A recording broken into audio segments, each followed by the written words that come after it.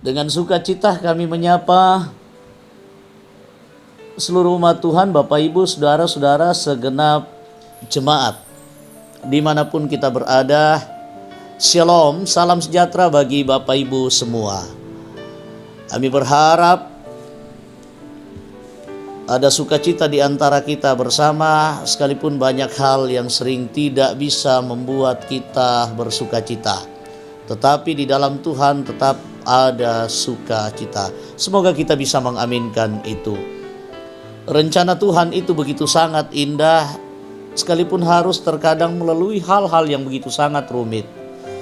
Terkadang harus melalui rencana Tuhan, terkadang harus melalui hal-hal yang sulit.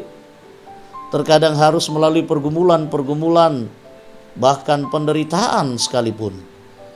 Tetapi firman Tuhan, rencana Tuhan pasti indah pada waktunya. Mari kita bersama-sama segenap umat Tuhan di mana saja kita berada untuk mempersiapkan segalanya, mendengarkan firman Tuhan bersama dengan Gereja Toraja Jemaat Satria Kasih Klasis Makassar Timur, edisi Kamis 13 Agustus 2020. Mari Bapak Ibu Saudara-saudara kita berdoa. Kita berdoa. Terpujilah Engkau Bapa di sorga, Allah yang berkuasa, Allah yang juga penuh dengan kasih, selalu menuntun dan memelihara hidup kami. Banyak perkara-perkara yang tak mampu kami pahami, banyak kenyataan-kenyataan hidup yang menyakitkan, memilukan, yang tak dapat kami hadapi, yang tak dapat kami mengerti apa arti dan maknanya, sehingga Tuhan mengizinkan semua itu terjadi. Tetapi di dalam iman anugerah Tuhan kami mengimani dan kami dapat diteguhkan bahwa sesungguhnya rencanamu adalah rencana damai sejahtera. Rancanganmu adalah rancangan kebaikan bagi kami. Olehnya kami tetap dimampukan untuk terus melihat semuanya dalam rencana Tuhan. Olehnya kami datang kepadamu pada malam hari ini, mau bergaul dengan firman-Mu. Tuhan melayakkan menuntun kami sekalian, memampukan. Berfirmanlah, kami merindukannya. Ampuni kami, di dalam nama Tuhan Yesus kami berdoa. Amin. Mari baca firman Tuhan dari kitab Kejadian pasalnya yang ke-41, ayatnya yang ke-38 sampai dengan ayatnya yang ke-44. Lebih baik Bapak Ibu Saudara-saudara kalau seluruh bacaan kita ini kita baca terlebih dahulu mulai dari pasal 37. Itu PR kita bersama. Setelah ini kami berharap kita membaca mulai dari pasal 37 supaya kita bisa lebih memahami. Kita akan membaca dari Kejadian pasal 41 ayat 38 sampai dengan ayatnya yang ke-44. Kejadian 41 ayat 38 sampai dengan ayatnya yang ke-44. Lalu berkatalah Firaun kepada pegawainya, mungkinkah kita mendapat orang seperti ini, seorang yang penuh dengan roh Allah? Kata Firaun kepada Yusuf, oleh karena Allah telah memberitahukan semuanya ini kepadamu, tidaklah ada orang yang demikian berakal budi dan bijaksana seperti engkau. Engkaulah menjadi penguasa atas istanaku, dan kepada perintahmu seluruh rakyatku akan taat. Hanya tahta inilah kelebihanku daripadamu. Selanjutnya Firaun berkata kepada Yusuf, dengan ini aku melantik engkau menjadi kuasa atas seluruh tanah Mesir. Sesudah itu Firaun menanggalkan cincin materainya dari jarinya dan mengenakannya pada jari Yusuf. Dipakainyalah kepada Yusuf pakaian daripada kain halus, dan digantungkannya kalung emas pada lehernya. Lalu Firaun menyuruh menaikkan Yusuf dalam keretanya yang kedua, Dan berserulah orang di hadapan Yusuf, hormat. Demikianlah Yusuf dilantik oleh Firaun menjadi kuasa atas seluruh tanah Mesir. Berkatalah Firaun kepada Yusuf, akulah Firaun, tetapi dengan tidak setahumu, seorang pun tak boleh bergerak di seluruh tanah Mesir. Demikian bacaan firman Tuhan. Malam hari ini kita boleh mendengarkan, diizinkan, diperkenankan untuk merenungkannya juga. Tuhan menolong dan menuntun kita bersama. Mari kita renungkan firman Tuhan. Rencana Tuhan itu indah. Rencana Tuhan itu indah. Bapak Ibu, sidang jemaat, di balik kesuksesan dan kebahagiaan tentu ada perjuangan yang tidaklah mudah.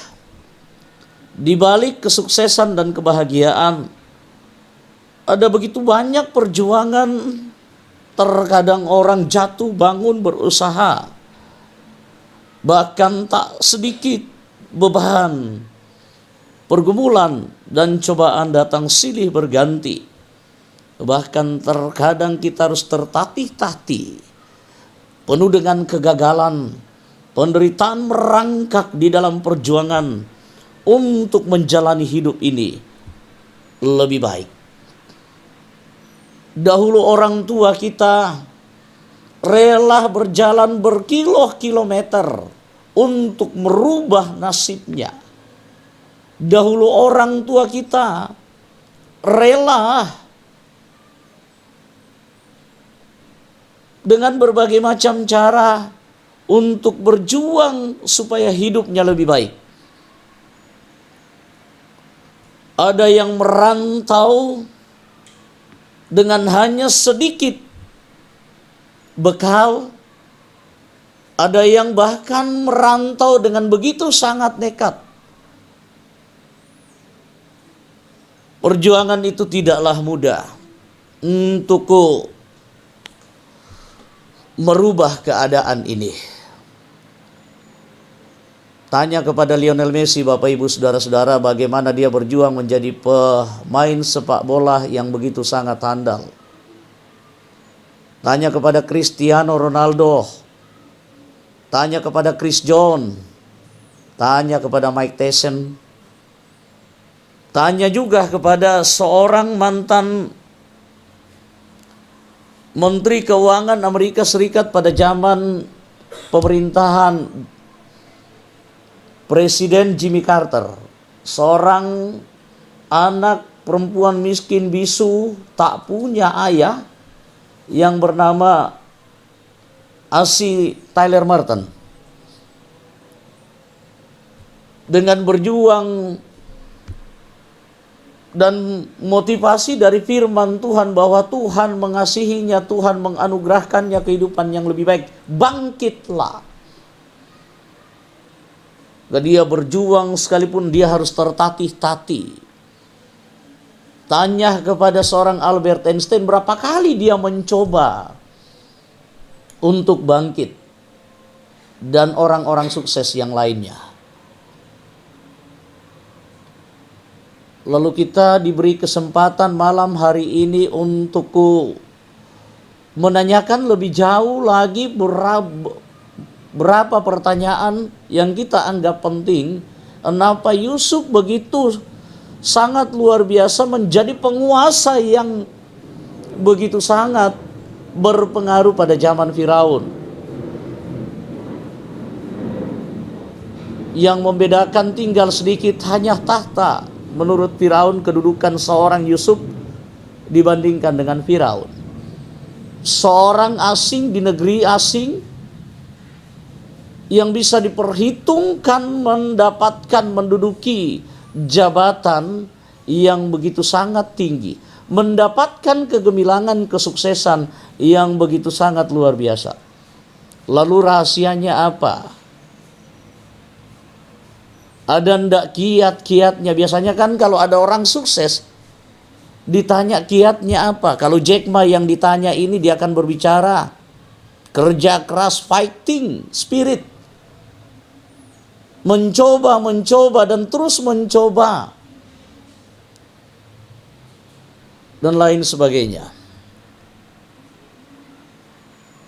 Bapak, Ibu, saudara-saudara, belajar dari apa yang disampaikan kepada kita malam hari ini tentang seorang Yusuf yang luar biasa. Kira-kira rahasianya apa? Rencana Tuhan itu begitu sangat indah.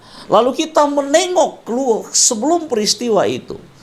Rencana Tuhan bagi seorang Yusuf untuk ayah tercinta seorang Yakub itu begitu sangat menyakitkan. Anaknya dikabarkan mati terbunuh karena binatang. Yakub benar-benar mengalami pergumulan yang hebat. Lalu bagaimana seorang Yusuf yang dibenci saudara-saudaranya dan hendak disingkirkan, dibunuh, dilenyapkan dari tengah-tengah keluarga karena kecemburuan. Tetapi oleh usul Ruben lebih baik dia ditaruh di sumur. Tetapi Yehuda juga pun lebih baik mereka mendapatkan untung uang dari situ. Dan terjadilah pengalaman yang begitu sangat sadis, perlakuan yang tak senonoh. Kakak harusnya melindungi sang adik. Seorang Yusuf harus diperlakukan dengan seperti itu, dijauhkan, dipisahkan dari keluarganya dengan cara yang sangat menyakitkan. Dia dijual sebagai budak belian. Dan bagaimana dia tertatih-tatih berjuang di negeri Mesir. Bagaimana dia berjuang untuk mempertahankan hidup. Lalu dia dibeli dan dijadikan budak pelayan di rumah Potifar. Bagaimana dia menghadapi ujian-ujian kehidupan dalam hidupnya. Tuhan memampukannya. Dan secara singkat kita dapat mengatakan bahwa kemudian Yusuf menjadi orang yang sukses. Yusuf menjadi orang yang begitu sangat berhasil. Rahasianya apa? Bapak, Ibu, saudara-saudara, kalau Tuhan sudah punya rencana, kalau Tuhan sudah perkenankan, dan kalau Tuhan izinkan, kalau Tuhan menetapkan, tidak ada seorang pun yang bisa menghalangi. Kalau Tuhan sudah berada bersama dengan kita dan melindungi kita, maka kita akan menjalani hidup karunia Tuhan ini dengan rasa optimis yang tinggi. Kalau Tuhan sudah di pihak kita, kalau Tuhan sudah berkenan kepada kita, apapun yang terjadi, keadaan apapun yang menghampiri kita, itu tidak akan berarti. Malah itu dipakai menjadi cara Tuhan untuk mendatangkan kebaikan, ya, kebahagiaan bagi kita. Ternyata yang membuat Firaun tertarik bagi seorang Yusuf karena apa? Hikmatnya, karena kejujurannya, kepribadiannya, ya, karena keberadaan yang begitu sangat berwibawa, dengan tampilan penuh dengan ketulusan, penuh dengan kejujuran. Ini karena kalau dalam bacaan kita, Bapak Ibu, sidang jemaat Tuhan, itu dikatakan bahwa Yusuf itu adalah seorang yang dipenuhi dengan roh Allah. Sehingga tangannya, pikirannya, kakinya, tindakannya, hidupnya itu dalam tuntunan Allah. Outputnya begitu sangat jelas. Yang kelihatan begitu sangat jelas. Keberpihakan kepada keadilan dan kebenaran. Keberpihakan kepada kebenaran. Keberpihakan kepada kebaikan itu adalah jaminan yang pasti bagi orang-orang yang dikuasai oleh roh Allah. Dan ini akan menjadi daya tarik tersendiri Ternyata kita bisa diberikan kepercayaan yang begitu sangat besar. Kalau roh Allah ada pada diri kita.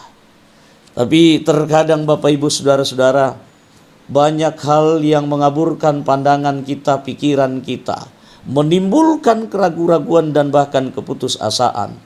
Ketika kenyataan-kenyataan yang terjadi, kegagalan-kegagalan yang terjadi, kegagalan-kegagalanlah yang terjadi dalam hidup kita. Maka sebagai manusia dalam keterbatasan kita melihatnya sesuai dengan cara pikir kita. Maka kita tidak melihatnya lagi sebagai rencana Allah. Padahal Tuhan memakai itu untuk mendatangkan rencana Allah. Rencana Allah itu apa? Rencana Allah itu damai sejahtera. Rencana Allah itu adalah kebaikan bagi kita. Kita tidak akan dikecewakan Bapak Ibu Saudara-saudara. Sekalipun engkau gagal malam ini, sekalipun engkau gagal hari ini, sekalipun engkau bergumul hari ini, sekalipun engkau menderita hari ini, sekalipun engkau menangis hari ini, Tuhan turut serta hadir mau menyatakan kebaikan. Tangisan akan diubahnya menjadi sukacita, kekecewaan akan diubahnya dengan kegembiraan. Frustasi akan diubahnya menjadi sukacita yang besar, dan duka cita menjadi sukacita yang luar biasa. Rencana Tuhan itu bukan rancangan kecelakaan, tetapi rancangan damai sejahtera. Percayalah, Tuhan mengasihimu. Tuhan mengasihi kita. Dan Dia akan selalu memberikan yang terbaik. Tuhan dimuliakan. Amin. Mari kita aminkan firman Tuhan, kita puji Tuhan dengan menyanyikan lagu pujian Indah Rencanamu.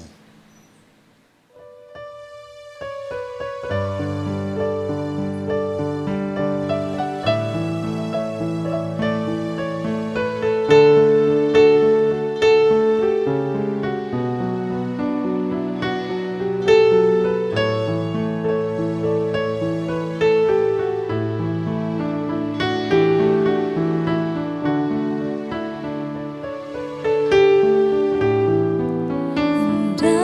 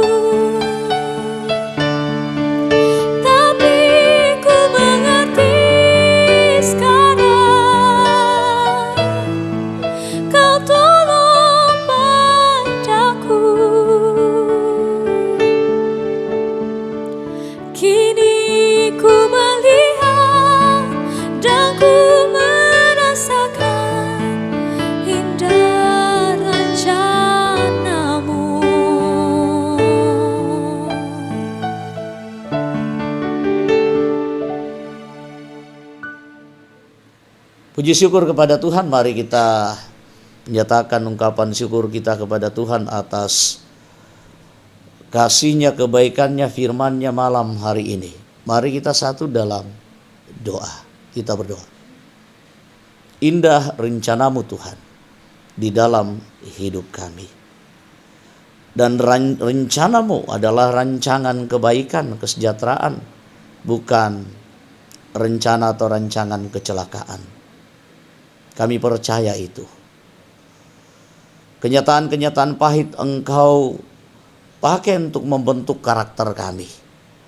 Engkau pakai sebagai cara-Mu untuk membentuk hidup iman kami. Maka kuatkanlah kami selalu untuk terus bertahan di dalam iman percaya kami dengan teguh kepadamu. Dalam badai kehidupan ini, dalam persoalan dan pergumulan ini. Ya Tuhan, tolong kami untuk terus mengasihi-Mu, mencintai-Mu dengan sungguh, mengandalkan Kau selalu dalam hidup kami. Dan kami terus membawa kehidupan kami kepada Tuhan untuk Engkau bimbing, Engkau berkati, Engkau sertai. Engkau tuntun selalu supaya hidup kami semakin lebih baik dari waktu ke waktu. Malam hari ini kami berdoa khusus untuk seluruh umat-Mu yang sakit lemah tubuh. Ada Ibu Kala Mambaya yang begitu sangat lama menderita. Ada Oma Lihama, ada juga Opa Kalak Suso, ada juga Ibu Yuspin Lebang yang dirawat di rumah sakit sangat membutuhkan pertolongan Tuhan. Tuhan nyatakan rancangan kebaikan, kesembuhan bagi mereka. Kuatkan iman percaya mereka. Kami juga mendoakan yang berada di dalam pergumulan karena duka cita ada begitu sangat banyak. Kasihani, kuatkan mereka. Bahkan keluarga Papa Revi yang juga sudah boleh hadir di tengah-tengah keluarga. Terima kasih Tuhan sudah memimpin, menuntun di dalam menjalani duka cita, menguatkan dan memampukan menyelesaikan berbagai macam urusan. Kami serahkan hidup mereka, Tuhan memberkati. Seluruh pelayanan kami yang sudah dinyatakan oleh majelis gereja, anak-anak muda Tuhan, tim multimedia ini, Tuhan perlengkapi kami secara terus-menerus untuk semakin giat dalam melayani-Mu, memberikan yang terbaik. Kami berdoa seterusnya hidup kami Tuhan lindungi, keluarga kami, segenap umat Tuhan, lingkungan kami, situasi yang kami hadapi, kiranya semakin lebih baik dari waktu ke waktu. Sambut sempurnakan doa kami. Di dalam nama Tuhan Yesus kami berdoa. Amin. Demikian renungan malam Gereja Toraja Jemaat Satria Kasih. Puji Tuhan kita boleh mendengarkan dan merenungkannya. Semoga menjadi berkat bagi kita sekalian. Dan kami pun berharap kita tetap bersukacita lewat firman-Nya, dimampukan untuk tetap setia percaya kepada Tuhan, menanti janji-janji Tuhan dalam rancangan kebaikan untuk kita sekalian. Tuhan memberkati kita sekalian, sampai jumpa dan selamat malam.